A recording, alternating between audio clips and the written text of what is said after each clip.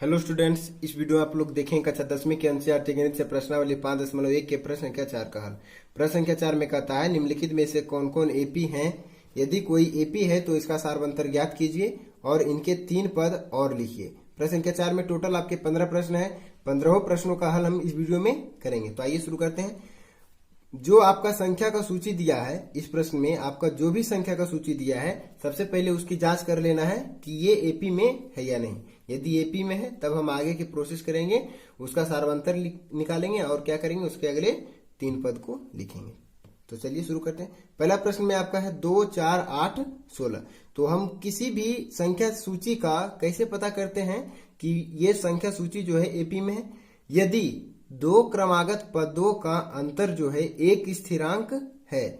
यदि 2 क्रमागत पदों का अंतर क्या है, एक स्थिरांक है। जैसे 8 और 4 का अंतर जो भी आ रहा हो और 4 और 2 का अंतर जो भी आ रहा हो, यदि एक स्थिरांक है, मतलब दोनों स्थिति में यदि 2 आ रहा है या 3 आ रहा है, हर स्थिति में एक ही समान आ रहा है, तो क्या हो जाएगा, हमारा संख्या सूची एपी में हो जाएगा।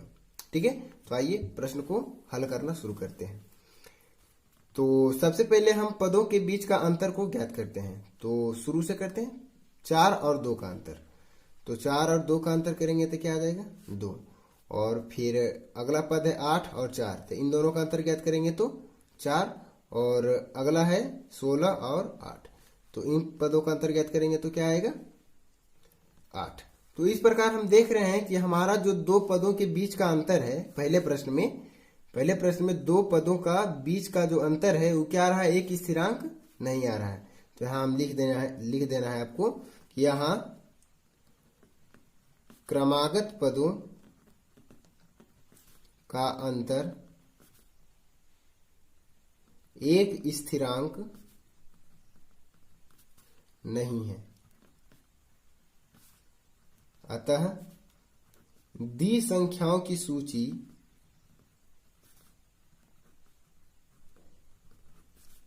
एपी में नहीं है।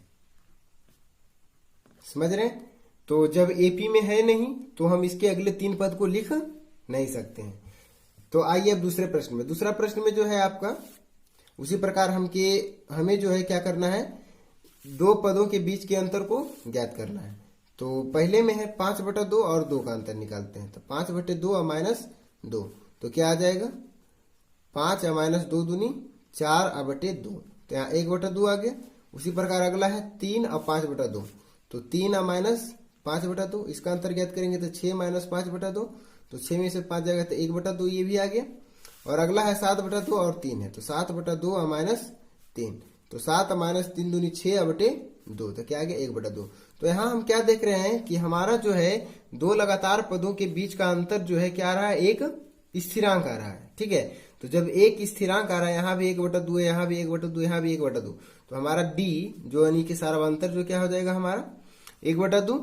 तो ये पद हमारा सबसे पहले क्या हो जाएगा, एपी में, क्योंकि सारे पदों के बीच का अंतर क्या आ रहा है, एक स्थिरांक आ रहा है। तो आप यही पद यहाँ पे लिख देना है आपको कि यहाँ जो है क्रमागत पदों का अंतर एक स्थिरांक है, जबकि पहले प्रश्न में नहीं था, है ना।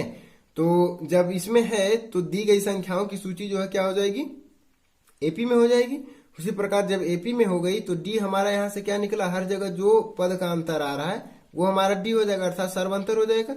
तो इसमें डी हमारा 1/2 हो गया। तो अब अगला 3 पद हमको इसमें लिखने को कहा गया है। तो कहा गया यदि एपी में है तो इसके 3 पद को और लिखना है।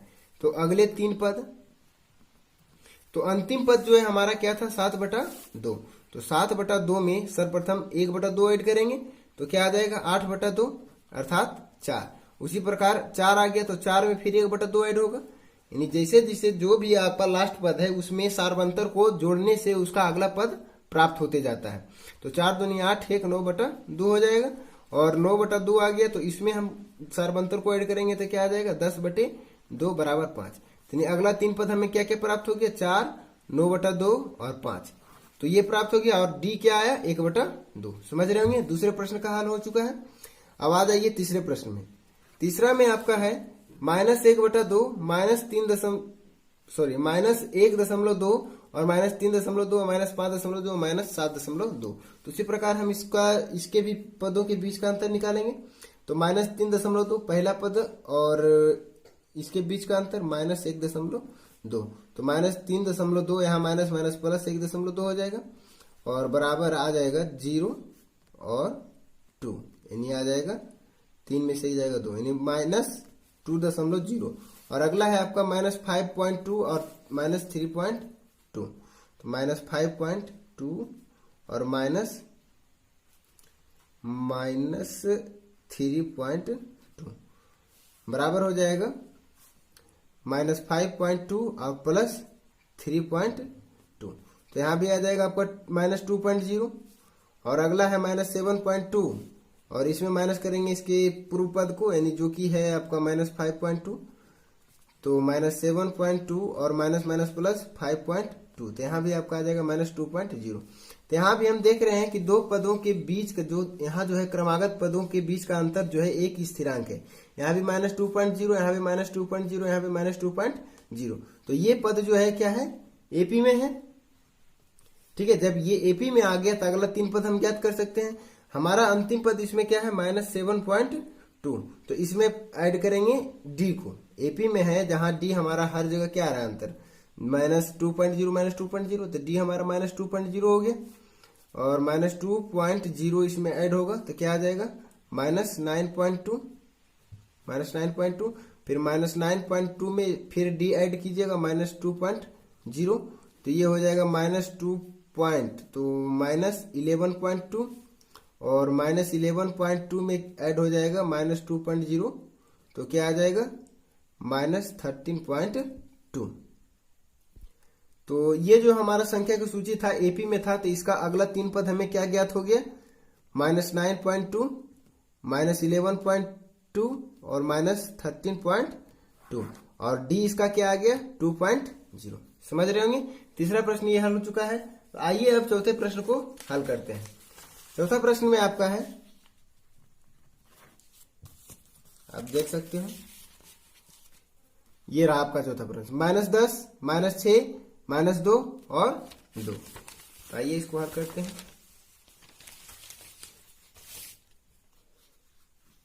तो द्वितीय पद में से प्रथम पद को माइनस घटाते हैं, तो -6 और -10 बराबर -6 माइनस माइनस +10 बराबर क्या आ गया आपका 4 और -2 और -2, तो आ गया -2 और माइनस माइनस +2, तो क्या आ गया यहाँ पे 0 और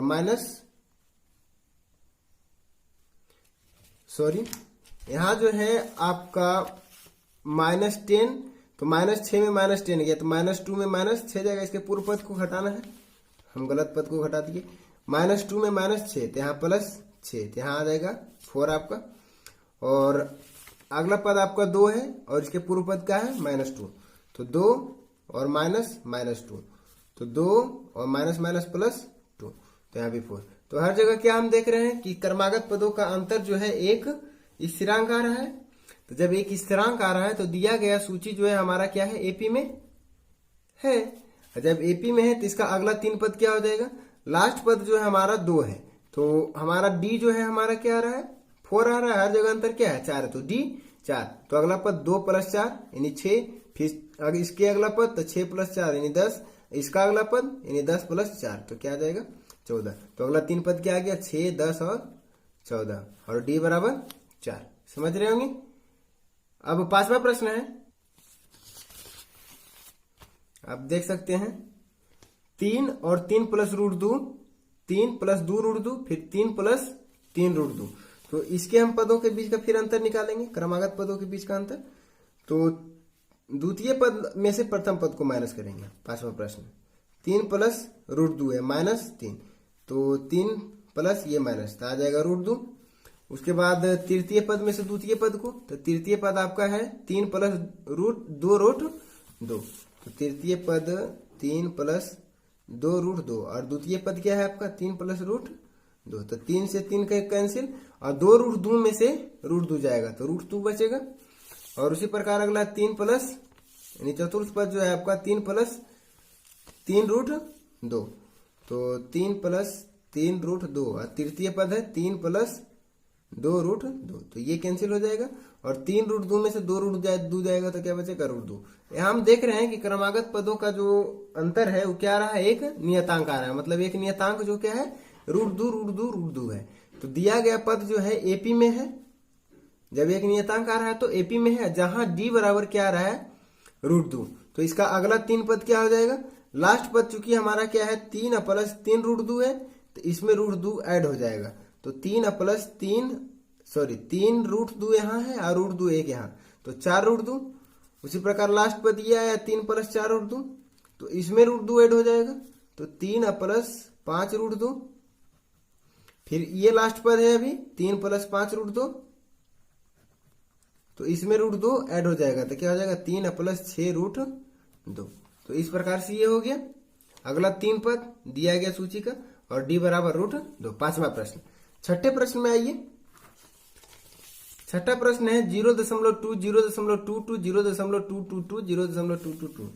तो इसमें जो है क्रमागत पदों का अंतर निकालते हैं, द्वितीय पद में से प्रथम पद को घटाते हैं, 0.22 माइनस 0.2, तो माइनस करेंगे तो क्या आ जाएगा 0.02, और तृतीय पद में से द्वितीय पद को, तो तृतीय पद आपका है 0.222 माइनस द्वितीय पद है 0.22, तो यहाँ आ जाएगा 0.002, और चतुर्थ पद में द्वितीय पद घटाएंगे तो 0.2222 माइनस 0.222 बराबर आ जाएगा 0.00002 और 2 माइनस करके देखिएगा। तो यहाँ हम क्या देख रहे हैं कि हर जगह जो है पहले बार में दशमलव के बाद एक जीरो है, दूसरे बार में क्या है डबल जीरो है, फिर तीसरे बार में 3 जीरो है, तो एक नियतांक नहीं है ना। तो यहाँ लिख देना आपको कि यहाँ क्रमागत पदों का अंतर स्थिरांक नहीं है, तथा दी गई संख्याओं की सूची एपी में नहीं है, एपी में नहीं है। जब एपी में नहीं है तो हमको कुछ आगे करने की बात ही नहीं बनती है।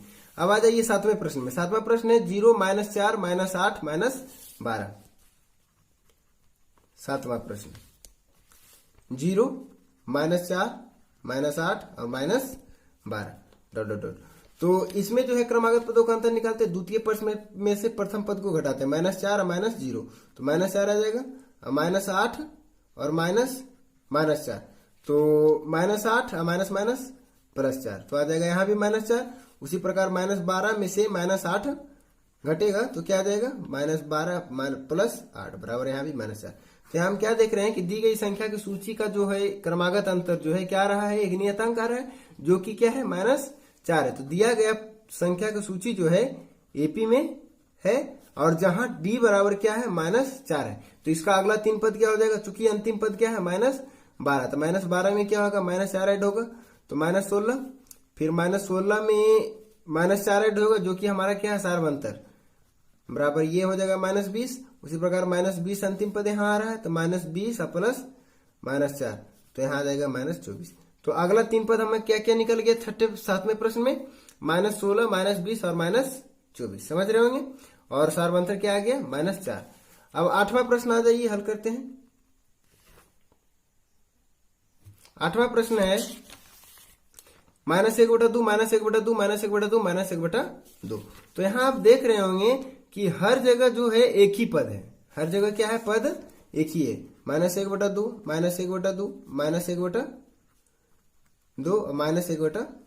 तो हर जगह जब एक ही पद है तो हमारा क्या हो जाएगा, दो पदों के बीच का अंतर -1/2 और -1/2। तो जब इस दोनों को घटाएंगे तो -1/2 और +1/2 आ जाएगा क्या 0। तो इसमें से ये घटा तो 0 आ गया, तो इसमें से ये घटाएंगे तो भी 0 है, क्योंकि हर जगह पद जो है एक ही है, समान एकदम, ठीक है।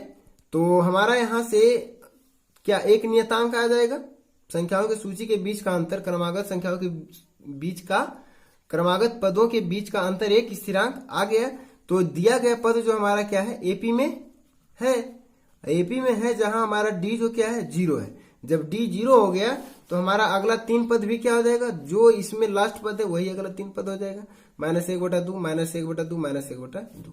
क्योंकि डी 0 है तो प्रथम पद जो है अगला 3 पद भी वही होगा, मतलब अगला 3 पद इसमें क्या हो गया 8वें प्रश्न में -1/2 -1/2 और -1/2।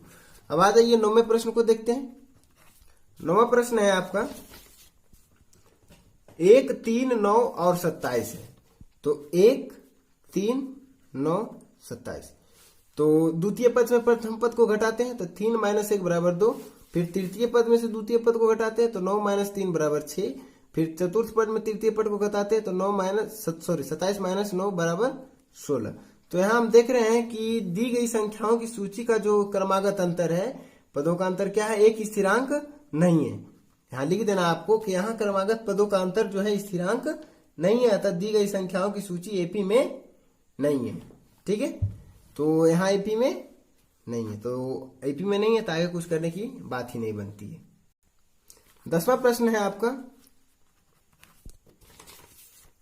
A 2A 3A 4A, A 2A 3A 4A। तो यहां हम देख रहे हैं कि हर जगह ए बढ़ रहा है। तो द्वितीय पद और प्रथम पद में अंतर ए, तृतीय पद और द्वितीय पद में अंतर ए, और चतुर्थ पद और तृतीय पद में अंतर ए। अर्थात यहां आप समझ सकते हैं 2A में से ए जाएगा तो ए बचेगा। जैसे कि 2A समझ लीजिए कि 2 आम हो गया, ठीक है, 2 आम और 1 आम घट रहा है तो 1 आम बचेगा। उसी प्रकार 3 आम है, 2 आम घट रहा है तो फिर 1 आम बचेगा, और 4 आम है, 1 आम जा रहा है तो फिर 1 आम बचेगा। समझ रहे? तो इस प्रकार से हमारा क्या है, दी गई संख्याओं की सूची का जो है क्रमागत पदों के बीच का अंतर क्या है, एक स्थिरांक है। तो दिया गया पद जो है क्या हो जाएगा, एपी में है, जहां डी बराबर क्या होगा, ए, क्योंकि हर जगह अंतर क्या आ रहा है, ए आ रहा है। तो जब ए हो गया तो अगला 3 पद हो जाएगा आपका 4A है लास्ट पद, तो 4A प्लस ए तो 5A, उसी प्रकार 5A प्लस ए तो 6A, फिर 6A प्लस ए तो 7A। ठीक है, तो 3 पद हो गया 5A, 6A और 7A, और डी बराबर ए हो गया। ठीक है, अब आ जाइए 11वें प्रश्न में। 11वां प्रश्न आपका है A square A cube A 4, A square A cube और ए 4 डॉट डॉट डॉट। तो अब इसके द्वितीय पद प्रथम पद, फिर तृतीय पद द्वितीय पद, और चतुर्थ पद और तृतीय पद में अंतर निकालते हैं। तो ए स्क्वायर माइनस ए, द्वितीय पद से प्रथम पद आएगा तो क्या बच जाएगा, यदि हम इसमें कॉमन ले लेते हैं तो ए इंटू ए माइनस 1 बचेगा, ये आ रहा है। और तृतीय में से द्वितीय माइनस करते हैं तो ए क्यू माइनस ए स्क्वायर, तो यहां भी यदि ए स्क्वायर कॉमन ले लें तो ए माइनस 1 बचेगा। और अगला में है ए 4 माइनस ए क्यू, यहाँ ए क्यू कॉमन ले लेंगे तो ए माइनस 1 बचेगा। लेकिन यहाँ हम क्या देख रहे हैं कि दी गई संख्याओं की सूची में जो है क्रमागत पदों के बीच का अंतर जो है एक स्थिरांक नहीं है। यहाँ ए है, यहाँ ए स्क्वायर है, यहाँ ए क्यू है, इससे नहीं मतलब आपको है। ठीक है, कहीं भी थोड़ा सा भी अंतर मिस्टेक हो रहा है तो क्या हो जाएगा, एपी में नहीं होगा। ठीक है, ऐसा दी गई संख्याओं की सूची जो है एपी में नहीं है। समझ गए? अब आ जाइए 12वें प्रश्न में। 12वां प्रश्न है आपका